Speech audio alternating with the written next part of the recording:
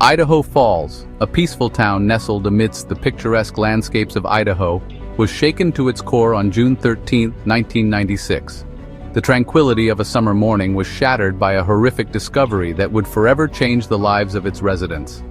Angie Dodge, a vibrant 18-year-old with a contagious smile and a zest for life, was found brutally murdered in her own apartment. The news of Angie's murder spread through Idaho Falls like wildfire. Fear and disbelief gripped the community as they grappled with the realization that such a heinous crime could occur in their midst.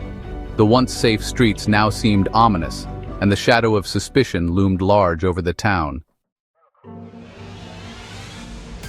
The crime scene at Angie Dodge's apartment was nothing short of horrific. Investigators were met with a bloodbath. The young woman had been brutally stabbed multiple times.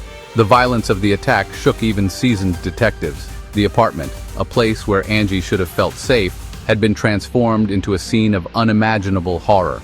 Every fiber of law enforcement was dedicated to finding Angie's killer. The community, desperate for answers and justice, cooperated fully with the police. Leads were followed and suspects were investigated, but the case remained unsolved. As weeks turned into months, the hope of finding Angie's killer began to dwindle. Under immense pressure to solve the case, investigators zeroed in on Christopher Tapp, a 20-year-old acquaintance of Angie's. Despite maintaining his innocence, Tapp was subjected to hours of intense interrogation. Under duress, he eventually confessed to the crime, but his confession was riddled with inconsistencies and lacked any physical evidence linking him to the scene. In 1998, based largely on the coerced confession, Tapp was convicted of Angie's murder and sentenced to life in prison. The community, while relieved that someone was held accountable, couldn't shake the feeling that something wasn't right. Tapp's supporters, convinced of his innocence, continued to fight for his release, clinging to the hope that someday the truth would come to light. Section 4. DNA technology advances, a glimmer of hope. Years turned into decades, and the case of Angie Dodge remained a haunting reminder of a justice yet to be served. However, the landscape of forensic science was rapidly evolving. DNA technology, once in its infancy, had advanced in leaps and bounds. What was once a groundbreaking technology was now becoming increasingly sophisticated and capable of unlocking secrets hidden within the very building blocks of life. In the early 2000s, a new forensic tool emerged: genetic genealogy. This revolutionary technique allowed investigators to use DNA profiles from crime scenes to search for potential relatives of the perpetrator in public genealogy databases.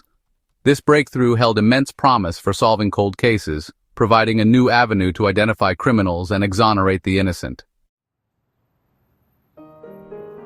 Section 5. Genetic genealogy.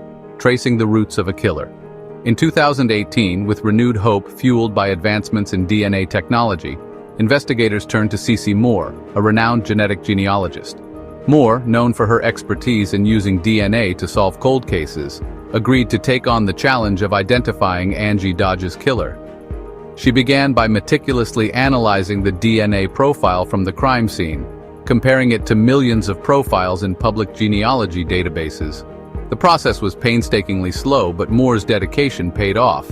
She began building a family tree, carefully tracing genetic connections and narrowing down the possibilities. Weeks turned into months, but Moore remained relentless, driven by the belief that the answer lay hidden within the strands of DNA. Finally, after months of tireless work, a name emerged as a potential match: Brian Dripps. The confrontation. In May 2019, investigators traveled to Caldwell, Idaho, where Brian Dripps had been living a quiet, unremarkable life. They tailed him, waiting for an opportunity to collect a fresh DNA sample. Finally, he discarded a cigarette butt. Forensic analysts compared the saliva on the cigarette to the DNA left at the crime scene. It was a perfect match. After 22 years, the real killer had been found. When detectives confronted Dripps, he didn't deny it for long. He slumped in his chair, staring at the floor, and whispered, "Yeah, I did it." Dripps admitted he had been drunk and high on the night of the murder. He claimed he had never intended to kill Angie, that it had just happened. But his actions told a different story. For decades, he had lived with the secret of her murder, watching as an innocent man rotted in prison for his crime. Justice at last.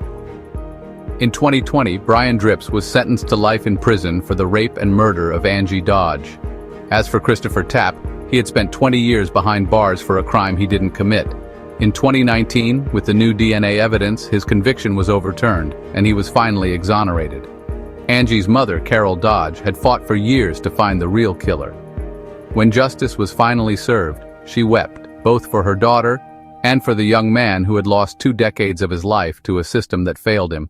The case of Angie Dodge became a landmark in forensic history, proving how DNA and genetic genealogy could rewrite the past and bring justice to those long forgotten. And in the end, it was science, not confession, that spoke the truth.